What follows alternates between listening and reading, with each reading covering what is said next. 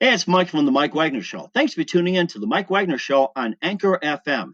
If you're interested in sponsoring my show, you can send me an email to the MikeWagnerShow@gmail.com, or you could also donate to the podcast. Just go to the Donate Listen site, and you can also donate whatever you like. Anchor is the easiest way to make a podcast. For those who are interested, Anchor can give you everything you need in one place for free, which you can use right from your phone or computer.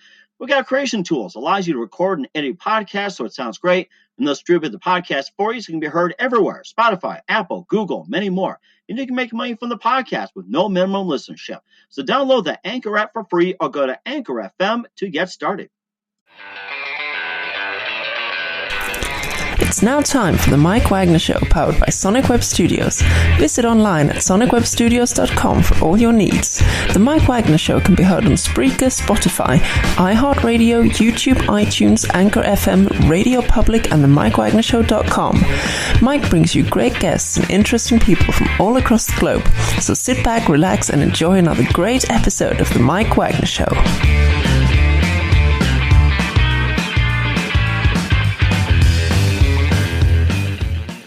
Hey, from Mike Wagner Show, powered by Sonic Web Studios. Visit online at sonicwebstudios.com for all you need. Looking for a professional website without breaking your budget? Sonic Web Studios is the answer. Sonic Web Studios offers fast, affordable custom web designs at below the competition rate. Call today at 1-800-303-3960. That's 1-800-303-3960. Or email to support@sonicwebstudios.com. Mention the Mike Wagner Show. Get 10% off your first order. Sonic Web Studios. Take your image to the next level. Also, the Mike Wagner Show can be heard on the MikeWagnerShow.com. You can check our Facebook page at Facebook.com/The Mike Wagner Show. You can download and listen on Facebook, SoundCloud, Spreaker, Spotify, and iHeartRadio. Also on Anchor FM, Radio Public, iTunes, Google Play, Apple, Deezer, Stitcher, more. Take the Mike Wagner Show with you on any mobile device. Subscribe to the Mike Wagner Show on the YouTube channel. And follow the Mike Wagner Show on Instagram and Twitter today.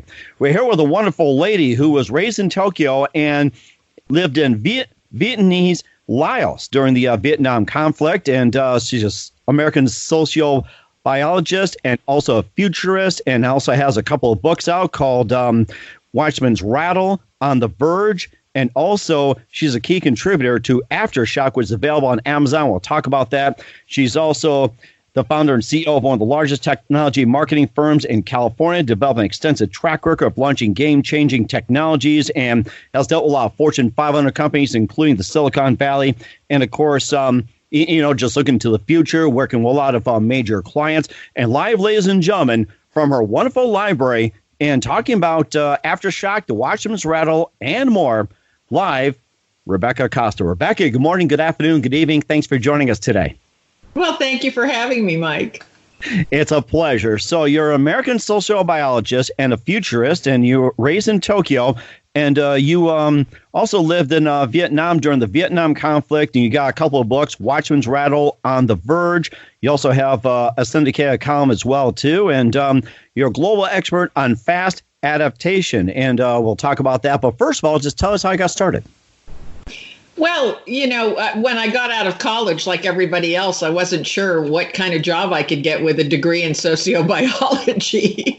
and so I moved home, and it just so happened that my parents lived in what later became Silicon Valley. It was ground zero for Silicon Valley. And so the only jobs that were available to people like me who just had a general degree were technology jobs. So I was very lucky to get on with a technology company. This was late in the 70s, early 80s, when semiconductors were just coming into existence, and Steve Jobs and Wozniak were getting it together to offer personal computing, and there was just a boom. It was a truly a renaissance period, and I was able to ride that wave until eventually I formed my own marketing company in Silicon Valley, and I was able to work with some of the pioneers, the greatest pioneers that we've ever produced in this country. And actually, I formed my own company, sold it, and when I retired, I was too young and I had too much energy, so I decided I would take a shot at writing a book on what I thought was happening in technology. Now, it was a dark horse for sure, because it was a book about the fact that our biological spacesuit that you and I are trapped in evolves at a very slow rate. It's not like we're going to get new brains next week if we need them. Very true. And yet the pace of change and technology is accelerating. And so there is this gap that begins to occur as civilizations build, their social progress begins to accelerate faster and faster, and we fall further and further behind. And in a way, you can think of technology as being compensatory. It's trying to help us. We can't possibly remember all the phone numbers that are in our little devices. In fact, we can remember very few of them anymore. And we rely on our handheld phones to do everything from calculate a tip at a restaurant to remind us that we have a doctor's appointment. And these are all extensions to what our brain can no longer manage. We can't keep up with what's going on a day-to-day basis. I had no idea that the book was very prescient. And in a way, I had predicted that the society would become increasingly irrational and the behavior of our leaders would become increasingly irrational and not empirically fact-based. And I used many historical examples of where this gap got too large and eventually the society collapsed. And as a result of that, the book went to 27 countries and I was tagged as a futurist. I don't know what a futurist really is, but they tagged me as a futurist, and I've been speaking all over the world. My books became bestsellers on Amazon, and my career just took a right turn. And again, back to the thing about the technology with the smartphones. Do you think the smartphones have actually made people smart, or they have actually made people, or you say, not as smart? It's supposed to be like making people smarter, but it seems like it's been the other way around. It's making us smart in a different way. So much of what we considered to be smart used to be memory. People who remembered things, who could read a book and remember, the contents of the book. And don't you remember in school a lot of dates you had, the historical dates you had to memorize, and math formulas you had to memorize? Oh my gosh, yes. I have to go through my microfiche in order to do that. I really have to dust them off, though. That's the thing. Too many dust bunnies around. We had to memorize things, a lot of it. We had to memorize how to spell things and the grammar rules. And, if you think about most of education, and I think this is why education is stumbling right now, was based on memorizing things so that we could retain them later. When we needed them, we could draw upon them. And that whole part of education is no longer necessary, because even if you could retain something, it would be outdated. Chances are you'd remember something and it has changed, by the time that you need to remember it.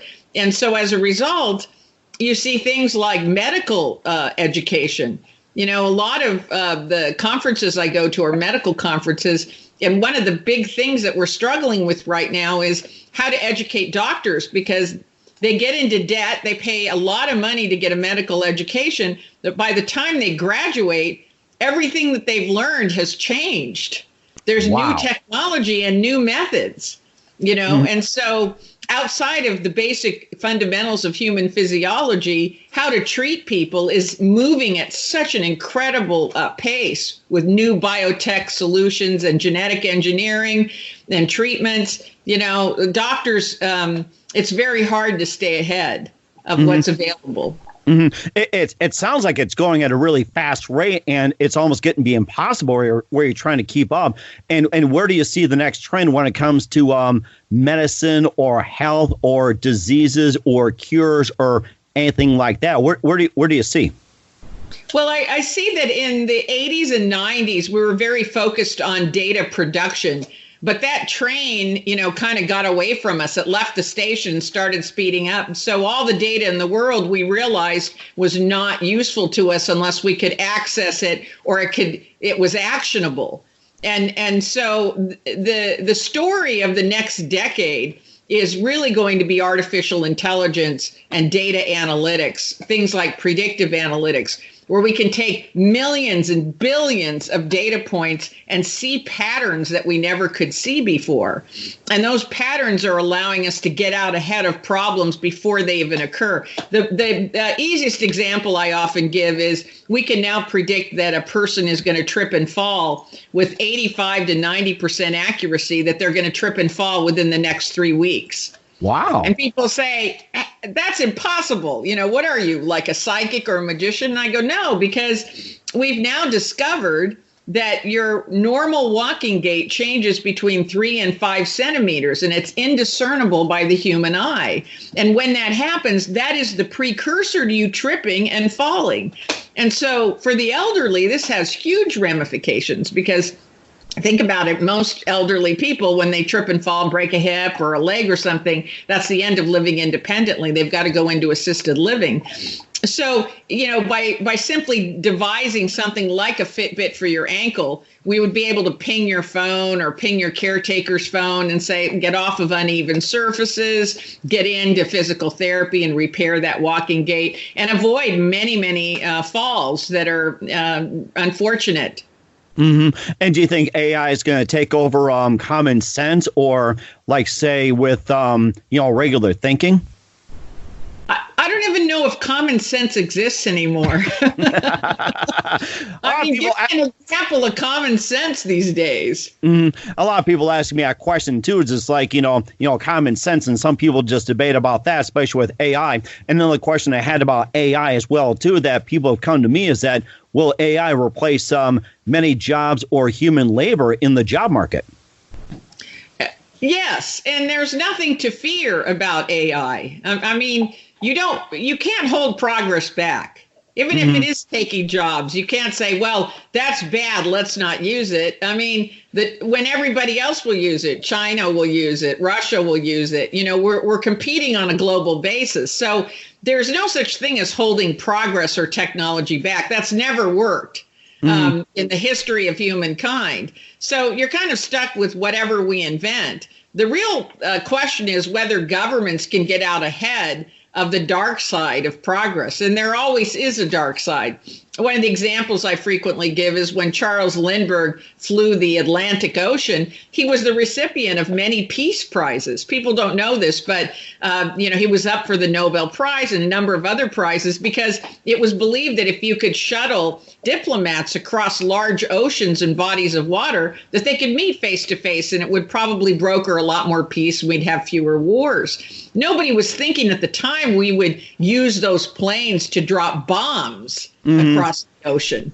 And the same thing goes for the internet. The internet has a lot of wonderful upside, but it also has it also gave birth to identity theft and cyber warfare and cyberbullying and things that we never had before. So there's this illusion that all progress is just good, and is wonderful. And we never stop to realize that there's always a dark side. There's never been anything invented by humankind where there wasn't a dark side. And I think that's the problem that we have about gun control and every other thing that's been invented by man, is that we want it to be all good, and we just don't get out ahead of it and say, well, yeah, but anything that's good can be misused. Mm-hmm. And that's very true, too. It sounds more like a double-edged sword. And we'll talk about some of your book as well, too, and some of your other experiences, what's coming up ahead. You listen to The Mike Wagner Show at themikewagnershow.com, powered by Sonic Web Studios. Visit online at sonicwebstudios.com for all your needs. Looking at a professional website without breaking your budget, Sonic Web Studios is the answer. Sonic Web Studios offers fast, affordable custom web designs at below the competition way. Call today at 1-800-303-3960. That's 1-800-303-3960. Or email to support@sonicwebstudios.com. Mention the Mike Wagner Show, get 10% off your first order. Sonic Web Studios, take your image to the next level. Also, the Mike Wagner Show can be heard on themikewagnershow.com. You can check our Facebook page at facebook.com/The Mike Wagner Show. You can download and listen on Facebook, SoundCloud, Spreaker, Spotify, and iHeartRadio. Also on Anchor FM, Radio Public, iTunes, Google Play, Apple, Stitcher, Deezer, more. Take the Mike Wagner Show with you on any mobile device. Subscribe to the Mike Wagner Show on the YouTube channel. Also follow the Mike Wagner Show on Instagram and Twitter today. We're here with Rebecca Costa, the author of Watchman's Rattle on The Verge, also key contributor to Aftershock, which is available on Amazon. She's an American sociobiologist and futurist. And we talk about what's been happening in the future. A lot of things have come as well, too. And, just an amazing global expert on fast adaptation, seeing the big picture. We're seeing the big picture in a lot of things. And let's talk about your book as well, too, Watchman's Rattle. And tell us a little bit about the book and what inspired you to write it. Well, again, that was my first book, and I was observing these patterns in history where societies really experienced unilateral collapse. And I realized that most of the historical books that we have focus on the triggering event, whatever happened that immediately caused the Mayan Empire to collapse or the Roman Empire. We knew a lot about the triggering event, but we didn't really think about the symptoms. How was a society behaving beforehand? And that is why I wrote The Watchman's Rattle, because there are specific symptoms that societies begin to show beforehand. And one of them is that that the day-to-day existence of the common people becomes so complex that they become confused about what is an empirical fact and what is an unproven belief.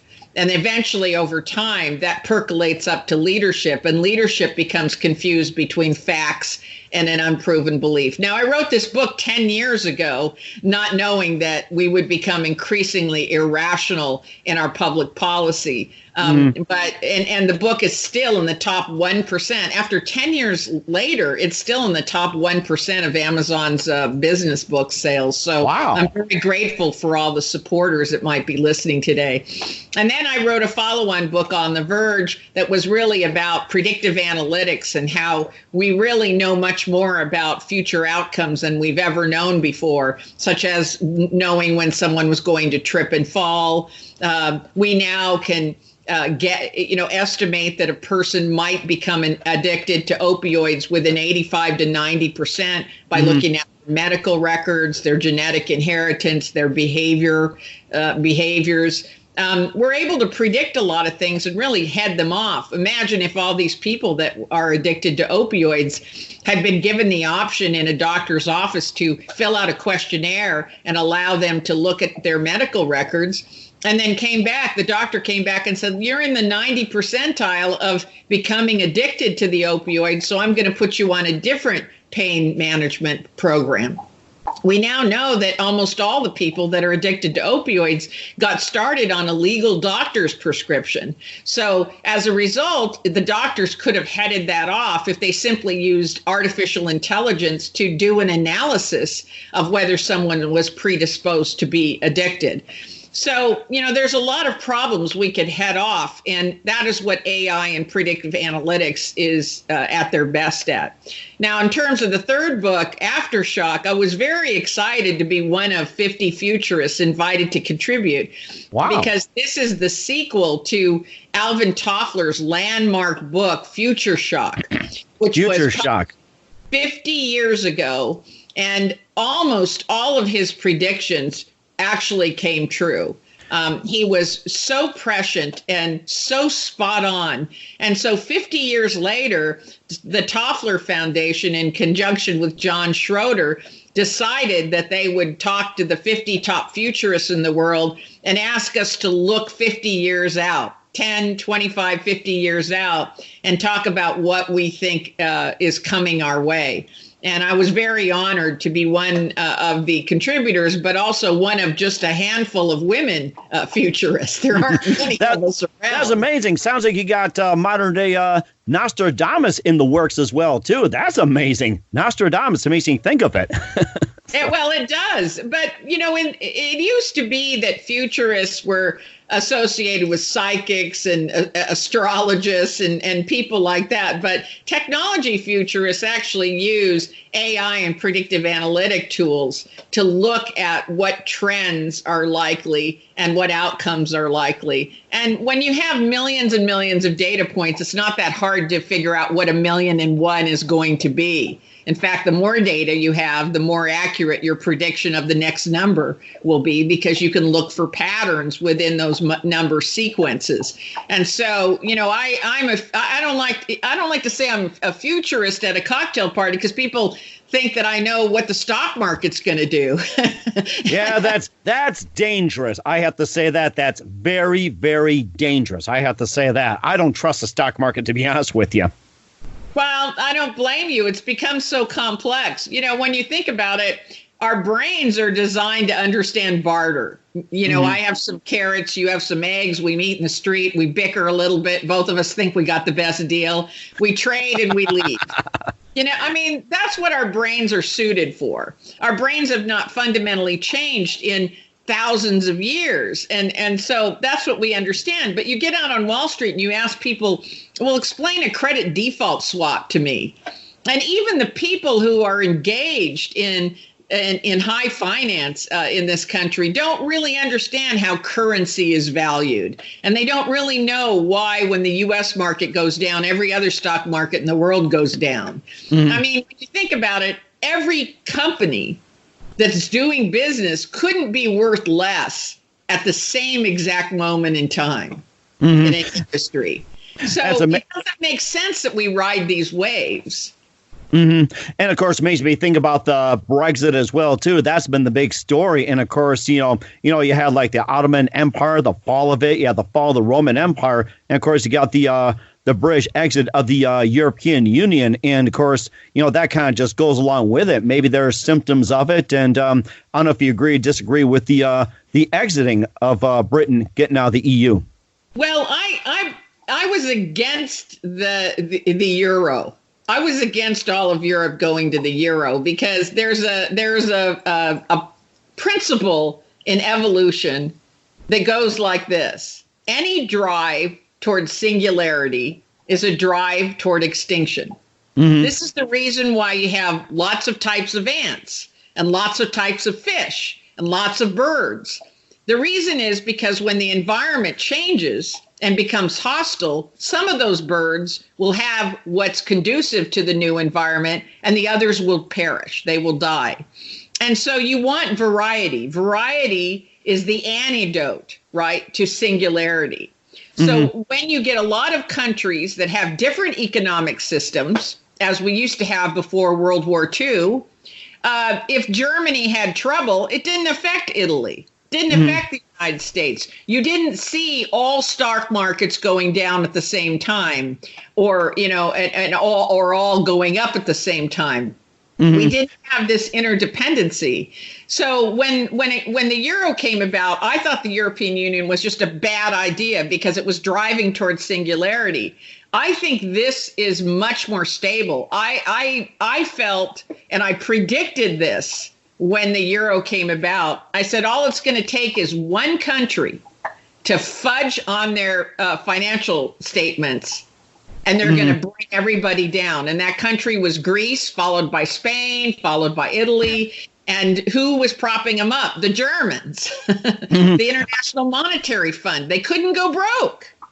I was just going to mention about Greece as well, too. They're the most prosperous in the world. They had they pride on service, they pride on people, they pride on value. And they're like, hey, what's mine is yours, and yours is yours, and everything. They're very generous. And then the euro comes out. It's like, they're floating. And then all of a sudden, when the drachma is their currency, that began to tumble, and so did their economy as well, too. And right now they're going, stabilizing. Spain, the same thing. It's like, what's yours is mine, or mine is yours, and everything. So, yes, it's like, I totally agree with you on that. Just getting back to the currencies is probably the best way to solve problems. It really is. You want diversity in economic markets. You don't want singularity. Singularity is very dangerous. The truth is, we will have an economic correction.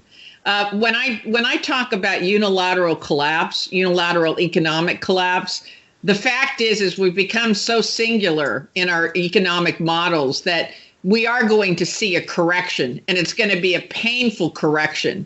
And it will be what some people call a disastrous collapse. But remember that a correction is necessarily not a bad thing. It can also mean that we're going to rebuild, learning, and take lessons from what caused the collapse. So the collapse of the Mayan Empire, the collapse of the Roman Empire didn't mean that those societies, everyone died in them. It just means that people regrouped into smaller communities and that the society built itself back up in a different form. And do you see an economic collapse in the U.S. sometime in 2020, or would it be past 2020? No, I don't. I think anybody who tries to predict the timing is insane. This is going to happen really fast. It's going to come up on us like an earthquake. It's literally, when you see the collapse of a currency, it generally happens overnight. And I believe that economic correction will happen radically, because the reason it's difficult to predict is because if you make small corrections along the way, the final correction is almost unnoticeable because you're making adjustments. But if you fail to make adjustments along the way, the final correction is always painful and jarring and radical. And I don't think that we've made sufficient corrections and adjustments along the way. I think that what we're doing is treading water. And the question then is, how long can you tread water? And that's very true. And do you think would it be just as bad or worse than the collapse in 1929, the Great Depression, or the collapse of the housing market in 2008? I think it'll be much worse because the income disparity between the wealthiest and the poorest is greater. And that would set us up for a worse situation. I see what you mean. Okay, and we'll talk more. But that income inequality has to be corrected, and it will correct itself. It's just not going to correct itself in a very nice way. It'll be very painful for most of the citizens of the United States. The government will have to step in, but not in the way that they did by bailing out the banks. They'll have to bail out the citizens. It sounded to me that the government bailing out the banks was just a Band-Aid and didn't help. And of course, with General Motors being bailed out by the government, I personally thought that it was going to really decrease GM's value in terms of quality. It seemed like that, let GM collapse and just rebuild themselves. That's what it sounds like to me. Well, the government, everyone knows this by just even watching the movie or reading about Too Big to Fail. The government their hand was forced. There wasn't really any other way for this to correct. You can't have all the major financial institutions fail at the same time, which was effectively what was going to happen. Everybody had overvalued real estate. Everybody had bad debt on their books. This was all banks and all financial institutions. So the government allowed a couple of them to take hits, and the rest of them they really had to bail out. I think there are times where, we can't, it's not business as usual. And we're going to get there at some point because we know that our debt is skyrocketing and there's really no way to cure that debt. We've never been in the territory that we're in right now, where the debt is rising to a point where there's actually no economic strategy under which we can resolve the debt other than hyperinflation. Remember that when you experience hyperinflation, the size of the debt seems smaller because $10 buys you a lot less. So a $10 debt seems like a 5-cent debt today. So hyperinflation could cure it. But of course, again, that would be very cruel to anybody who's not a billionaire. Hyperinflation hurts the middle class and lower classes the worst. And it's very understandable, too. And we'll talk more about what you see in the future as well. You talked about 10, 20, 30, 40 years ago. More predictions and more. You listen to The Mike Wagner Show at themikewagnershow.com, powered by Sonic Web Studios. Visit online at sonicwebstudios.com for all your needs. Look at a professional website without breaking your budget. Sonic Web Studios is the answer. Sonic Web Studios offers fast, affordable custom web designs that blow the competition away. Call today at 1-800-303-3960. That's 1-800-303-3960. 960 or email to support@sonicwebstudios.com. Mention the Mike Wagner Show, get 10% off your first order. Sonic Web Studios, take your image to the next level. Also, the Mike Wagner Show can be heard on the MikeWagnerShow.com. You can check our Facebook page at Facebook.com/The Mike Wagner Show. You can download and listen on Facebook, SoundCloud, Spreaker, Spotify, and iHeartRadio. Also on Anchor FM, Radio Public, iTunes, Google Play, Apple, and more. Take the Mike Wagner Show with you on any mobile device. Subscribe to the Mike Wagner Show on the YouTube channel. Also, follow the Mike Wagner Show on Instagram and Twitter today. We're here with Rebecca Costa, the author of Watchman's Rattle, On the Verge, and a key contributor to Aftershock, available on Amazon. She's an American sociobiologist and futurist. And we talked about some of the things that have happened that was predicted in the future, and talked about some of the things that happened 10, 20, 30 years ago, which was going to happen, which applies today. And now the big question is, since you're part of the 50 futurists in the book, what's going to happen, you think, 10, 20, 30, 40, even 50 years from now? Well, I'm a futurist, but I'm a futurist in the area specifically of science and technology. And there are many exciting things that are happening, starting with healthcare. We're going to be introducing nanobot technology, where robots, most people are familiar with robots that are very large, that, can lift things that humans can't lift, or maybe Roomba, vacuum robots and things like that. But they don't think about robots being miniaturized to smaller than the size of a single human cell.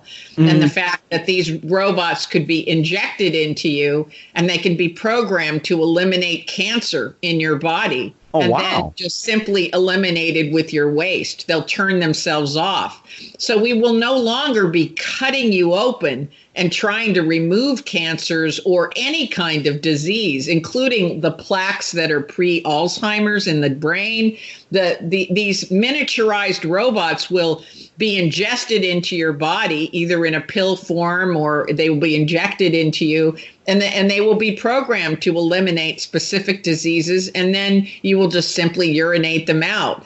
And so this will be the future of how surgeries are done, how tumors are removed, how disease is cured. In addition, these robots will be able to communicate to your cell phone. They'll be able to tell you.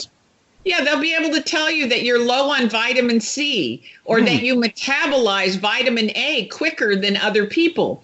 And this will have a huge impact on nutrition, because when you think about it, we kind of shoot for a middle of this is the nutrition all bodies need. When scientists like myself know better, I happen to metabolize caffeine very, very fast.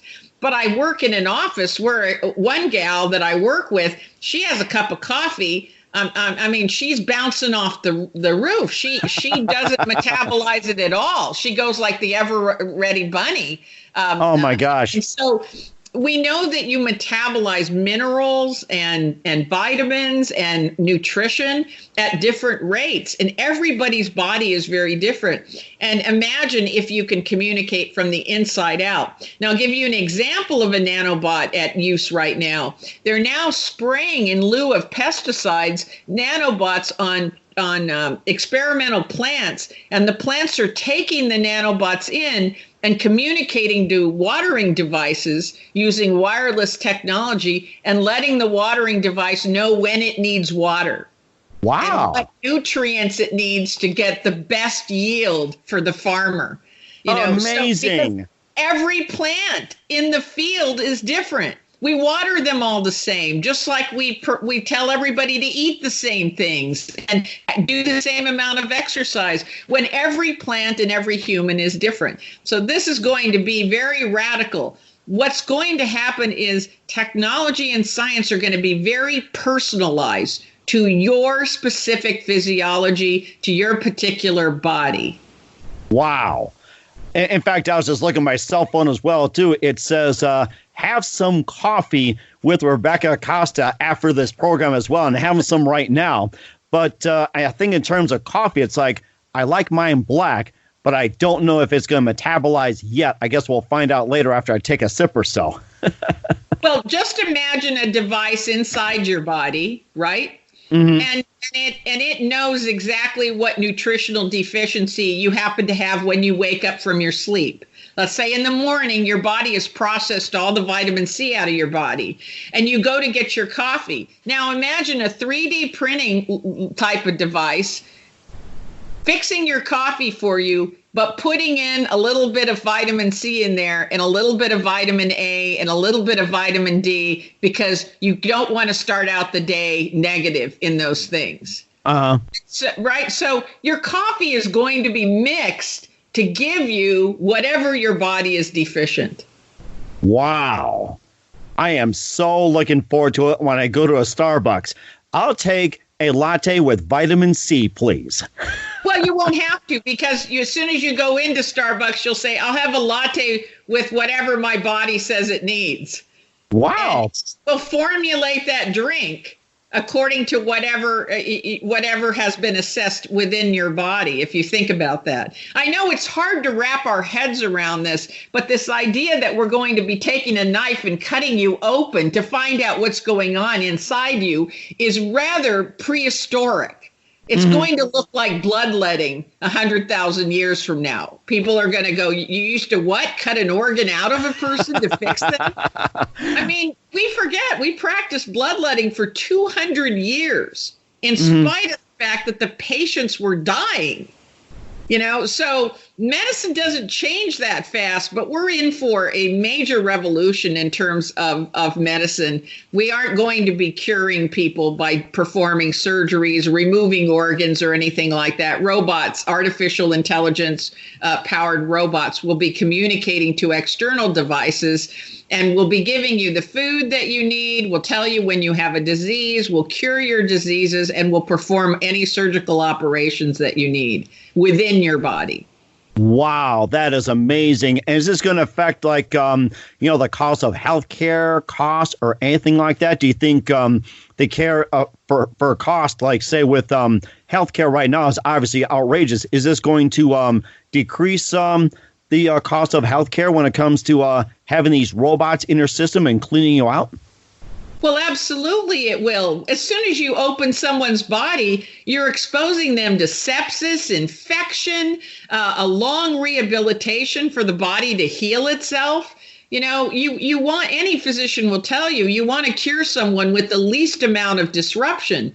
Think about chemotherapy. What is chemotherapy? Chemotherapy is we're going to poison your entire body to get rid of the bad guys. Oh, my gosh. That's what it is. It doesn't make any sense. It's all we have today until we have nanobot technology. And then the nanobots will take care of the bad guys for you, and then you'll eliminate them. So, you know, what we're doing right now is rather savage. And so we're long overdue, and it will drastically impact healthcare. Wow. I am so looking forward to this. In fact, we could be doing an interview while say with a robot will come in and just say, just check on no cancer, how you doing, and what you need and everything. Like you and I are talking, the robots are working on, say, hey, I'm gonna get rid of this cancer cell, and you need more white blood cells or something like that, or let's control your. How do you know if you're dehydrated? Right, exactly. That is amazing. I mean, you're relying on being thirsty, right? But by the time you're thirsty, you've been dehydrated a while. So, nobody knows if they're getting the right nutrition. Nobody knows if they're dehydrated, and nobody knows if they're sick until they have symptoms. So this is what one of the benefits of being able to have nanotech. It's called nanotechnology, and this is going to be great. In the future, there's so many wonderful innovations. I know people are afraid of the future, and they have an ambivalent relationship with technology. But when you think about the fact that we now can collect solar energy in outer space, our own NASA has invented space-based solar, where they can take panels in outer space, not solar panels on Earth. The collection rates are much more efficient in outer space.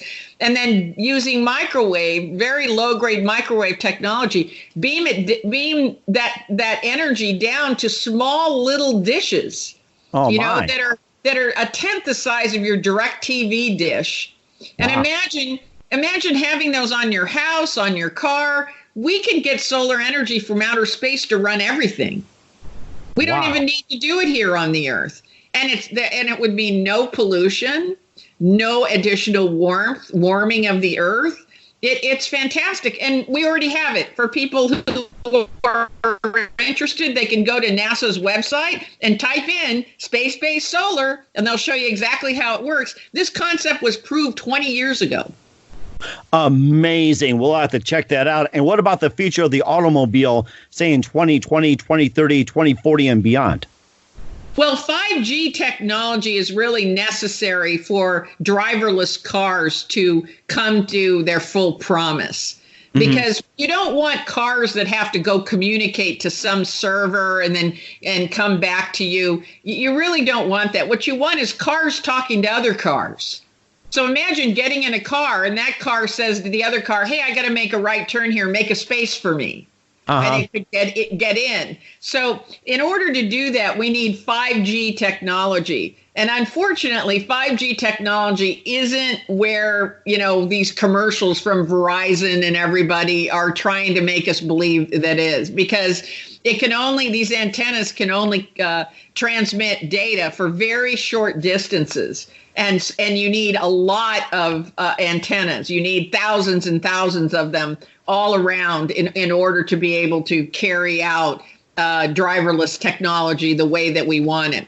But pretty soon we'll be in cars that don't have steering wheels because you won't need them. And you won't have gauges to say how fast you're going or whether you have gas in them. They'll be only designed for the passenger's comfort. They'll have entertainment consoles and they'll just basically be passenger vehicles. There'll be no driving per se. And I can imagine this. Watch where you're going, you idiot. Will take on a whole different meaning, or will be passé. It's passé. There won't be any such thing. There'll be no vehicle. There'll be no DMV. There'll be no traffic lights. No stop walks. You won't need that because the cars will stop automatically if they sense that there's a human being. All of the rules of the road will dramatically change. You don't need speed limits. You don't need police officers writing tickets. All of these things will change. That is amazing, and I can imagine the Jetsons coming into fruition. I have to say that. So, well, that's right, and whatever works on the ground will soon find itself to the air. We'll have single passenger planes that will come and pick you up. They won't necessarily be helicopters or airplanes, but they'll pick you up and they'll be able to fly you where you want to go. You won't need any. We're almost there with drone technology. The military is using single passenger drones to evacuate emergency patients to military hospitals. And they're just very long. They look like helicopters with two propellers on them, but they're manless. Wow. That is something. And I'm sure every capitalist is looking forward to this venture as well, too, and capitalize on the new technology. It's going to be amazing, I have to say that. It is. It's exciting. There's so many things coming about that are exciting, and they're better. They make life better for people. They make life safer and more enjoyable. And I know that there's a lot of focus on, they take jobs away. Well, those are jobs that naturally were going to go away, and it will create a market for new jobs. The real question is, do we have the wherewithal to be able to retrain people and help people transition into those new jobs? And I think that's something to talk about next time. Love to have you back on again. I mean, you're just fantastic. I love to talk about the future with you and just about everything and anything possible. And, before we wrap up here, we'd love to have you back on again soon, sometime in 2020 and beyond. That is for sure. I have to say that. I do look in the future. We will be talking in 2020 or after that for sure. Who are some of your favorite writers growing up? Well, Alvin Toffler, and that's why it was a great honor. E.O. Wilson, the greatest naturalist in the world. I was very fond of him. And of course, my biggest hero was Carl Sagan. That is amazing as well, too, with billions and billions. I have to say that. And of course, I love Carl Sagan. I couldn't get enough of him when I was a young girl. That's one of my favorite shows, too. Also made me think about the futurist George Orwell wrote 1941, and what were some of your thoughts on that? Oh, I loved that book. I loved anything that was, Ray Bradbury, any science fiction. I was really a geek at a time when geeks weren't billionaires. I was a geeky girl that no one asked to the dances. And, I started the chess club in my school, and I was very nerdly. And who knew that nerds were going to be billionaires and be hipsters? Had no idea at the time. And just maybe think of this, and the geeks shall inherit the earth. Yes, I really think the geeks are inheriting the earth. But, my timing was definitely off. I have to say, you do a great job of predicting the future. Love to have you back on as well, too. And who do you consider biggest influence in your career? I would say Edward O. Wilson out of Harvard University. His first book, Sociobiology, was such an eye-opener to me, and it really put me on a different trajectory than I had planned to be. So I have to give him all the credit for my career. That is fantastic, and I'm sure he could see a lot of things, great things ahead as well, too. And what's the best advice you give to anybody at this point? I would say, learn as much as you can and try to get out ahead of change.